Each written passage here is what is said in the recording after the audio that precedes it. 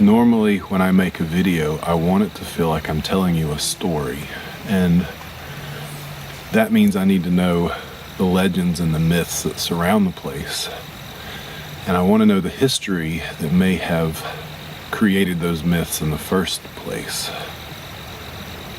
And that means research. And at home, I have a list of about 24 places that I want to hike and investigate, places that I've done the research on. This is not one of those places. I'm currently hiking the Mayo River State Park, which is in the Piedmont of North Carolina.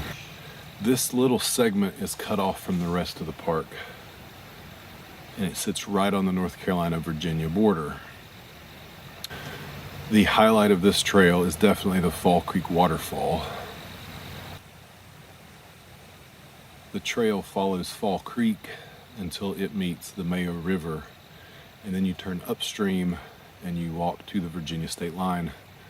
The trail continues a little bit past the Virginia state line, and then you hit a bunch of no trespassing signs, and from there all you can really do is turn around and go back the way you came. From a purely hiking perspective, this trail doesn't offer a lot. It's an out and back, which is always a little disappointing. The river is nice, the waterfall is really nice, but the last few times I've been here, there have been signs warning you to stay out of the water because of E. coli, so that's kind of gross. This is my 5th time hiking here, and I've seen one other family here, and they were at the waterfall. Beyond the waterfall, I've never seen a person here, so it is a nice quiet hike. As I mentioned, this is my 5th time hiking here, and I was looking for a ghost, but a different kind of ghost. I've been looking for a nearly forgotten fruit called a pawpaw. Pawpaws grow here along the river in big groves, so I've been here a few times to collect fruit. The last time I was here, as I was walking back to my car, I thought I saw an old road up in the woods. Old roadbed. And when you're looking for fruit, looking for an old farmstead is a great place to look, because the farmers would plant their fruit trees around the farm, and over the years they grow wild. So I cut through the woods, and it was in fact an old road, and I did find something, but it wasn't fruit. So we're going to jump back in time now, and I'm going to show you what happened 3 weeks ago.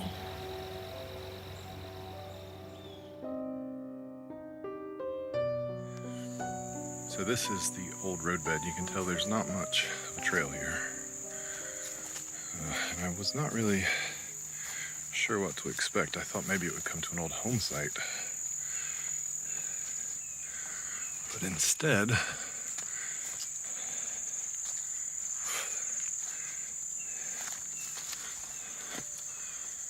found an old graveyard in the woods.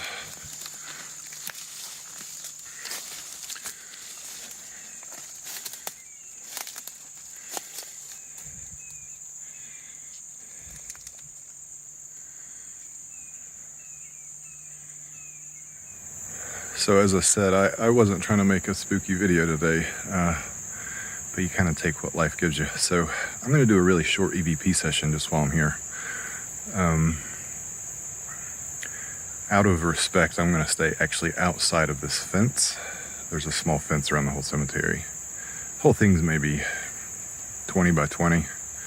It's not very big, but I think to make this interesting, I'm going to put my phone on top of one of the gravestones because I can reach it from outside of the fence. And we'll do a little EVP session and see if we get anything. I'm at the family graveyard of the DeShazo family. I hope I'm saying your name right. My name is Wes.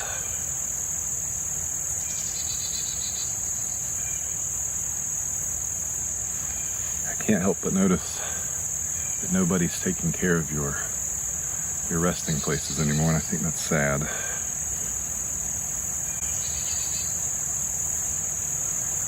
there anybody here who would like to talk to me?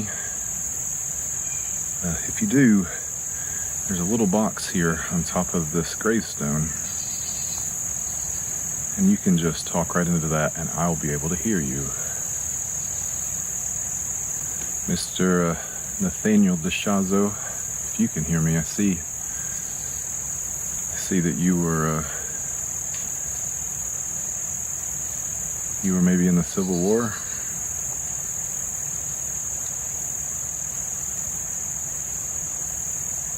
What was it like to live through that?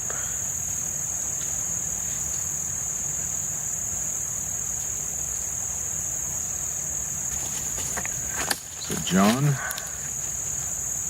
DeShazo, my little box is sitting on your gravestone. If you want to talk to me, this will be a perfect time to do it. Just talk right into that box.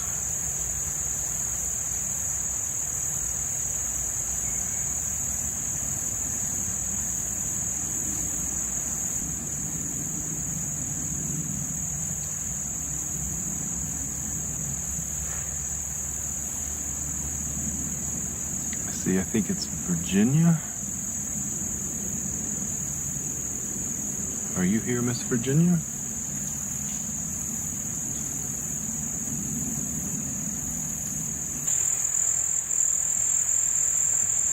I was taking pictures of the graveyard here, and there was a really strange sound.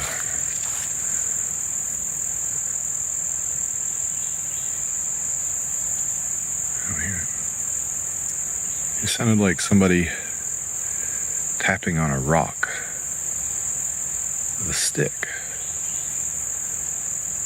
Sort of a plinky sort of sound, not like a woodpecker.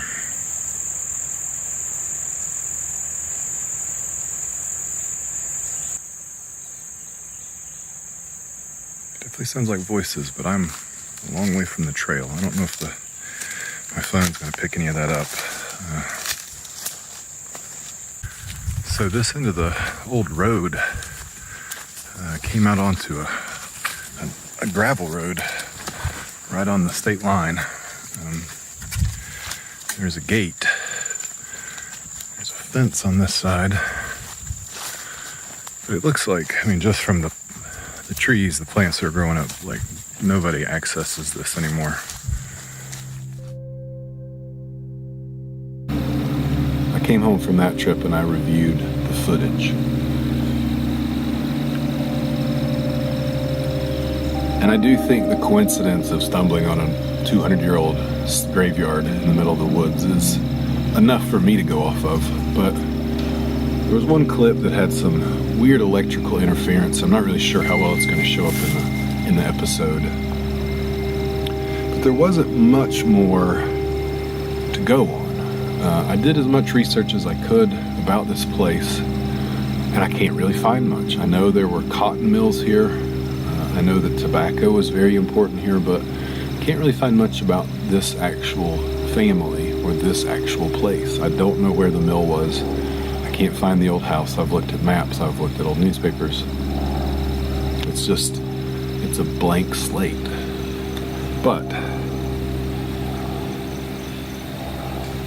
and this part sounds a little crazy, in the weeks that I've been home, I've wanted to come back with more equipment and more information and do an actual investigation. I've been sick pretty much since I got home. And the other thing that's happened is that I've been seeing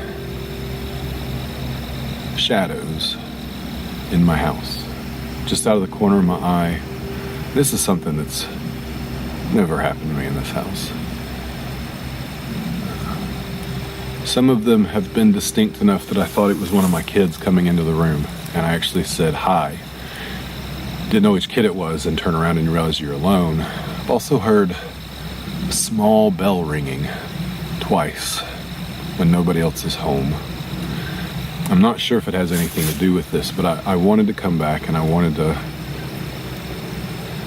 talk to the DeShazos again and see if they can answer any questions for me. So let's see what happens.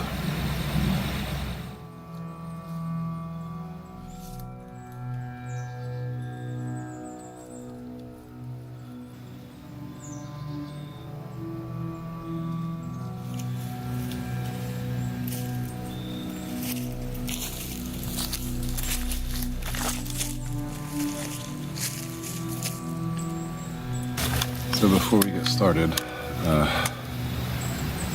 may not mean anything, but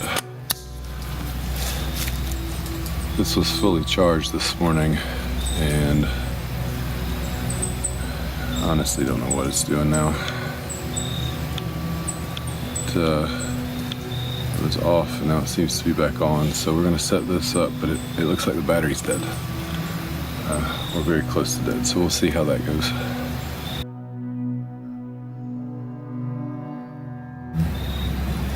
I don't know if you remember me. I was here a few weeks ago. My name is Wes.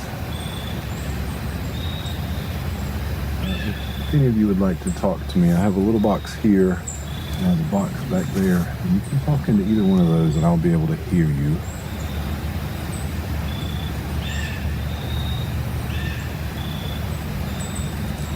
Mr. DeShazo, I brought you some tobacco. I know you were a farmer.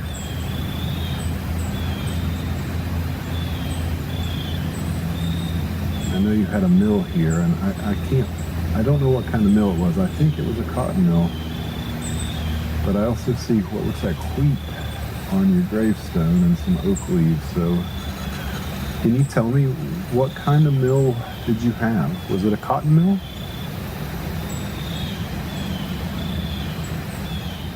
But I also see what looks like wheat on your gravestone and some oak leaves. So can you tell me what kind of mill did you have? Was it a cotton mill?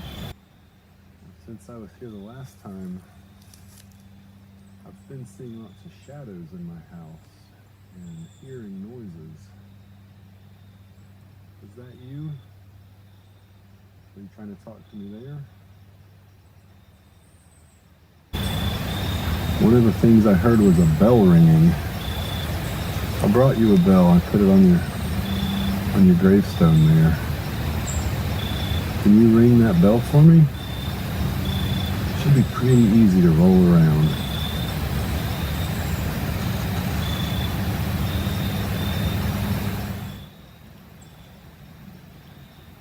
See the light hit your gravestone.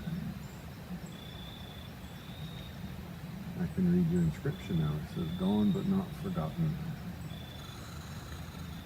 And in a way, that's true. This road that I drove in today is called the DeShazo Mill. People still remember your name.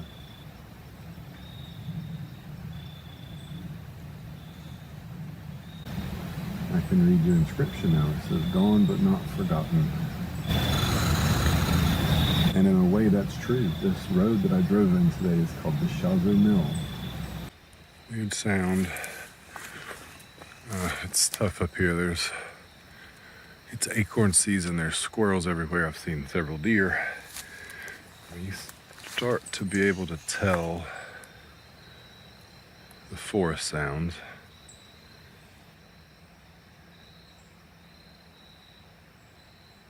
I don't hear it anymore. See, that's acorns.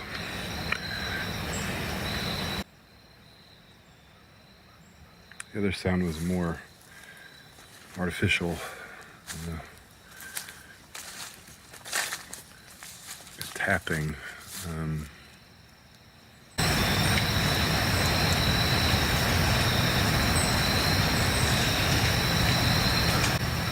don't hear it now. Lots of other sounds, but...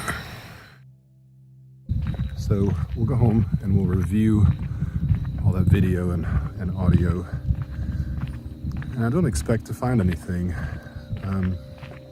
This place is just a blank to me. There's no stories, there's no legends about this place.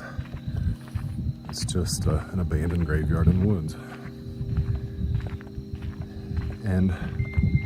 But I still find it very fascinating that people lived here, had families here. They started a mill. They built houses and had families. And then they died.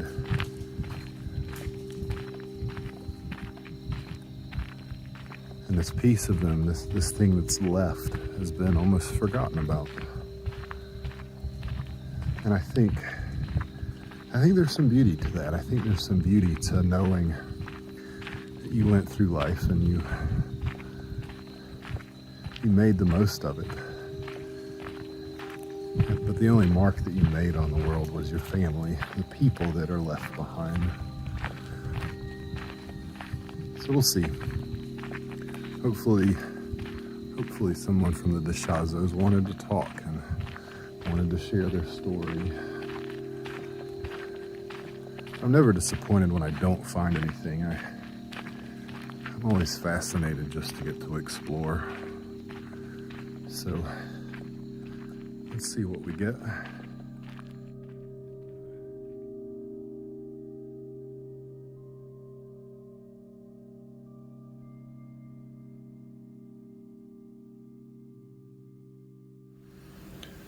So that sums up the last 3 weeks.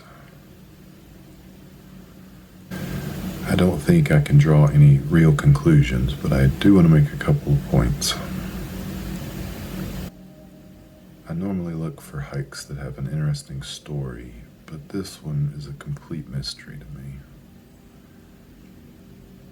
I decided to investigate simply because of the coincidence of finding a graveyard in the forest. After that first visit, though, things here at home changed. I started to see shadows and hear noises that I couldn't explain. So I went back. Nothing that I found is proof of the paranormal, but I do want to lay out the evidence for you and let you decide. Some of it, like I said, is coincidence, and some of it you can hear for yourself. First, let's talk about the bell. The bell that I heard here at home was a very small, delicate sound. And when I first heard it, I immediately remembered a small brass bell, maybe 2 inches high, that we've had forever. I looked for it when I first heard the sound, but I was never able to find it. Once I'd scheduled time to go back to the graveyard, I turned the house upside down because I wanted to take it with me. There was no sign of it. So a bell that's been in our house for 15 years is suddenly gone. Is that paranormal? I have 4 kids that could lose their shoes in a locked room, so probably not. It is strange timing, though. Second is the myriad technical issues that I had on this investigation. There was the fully charged GoPro that recorded about 7 seconds of footage before it died. When I reviewed the footage from the first EVP session, a handful of my video files were completely black screens. That's never happened to me before. I noted the sound of strange electrical interference in the second EVP session, and you can hear that in the episode. I've recorded dozens of hours of video, and I've never heard that before. I recorded several hours of video just on this investigation, and the only place it was recorded was at the graveyard. But if you were paying attention, you may have noticed that I mentioned that same electrical sound and footage from the first EVP session back in September. That was the only thing I noticed when I reviewed the footage from that trip, and I mentioned it to my wife as soon as I heard it. But when I sat down to edit this video, I couldn't find the sound of the interference anywhere during that first EVP session. How exactly does a recorded sound vanish from the recording? I mentioned that I didn't really expect to find anything in the Deshazo graveyard. And maybe I didn't. But I still firmly believe that there is myth and mystery to be found in forgotten graveyards deep in the forest.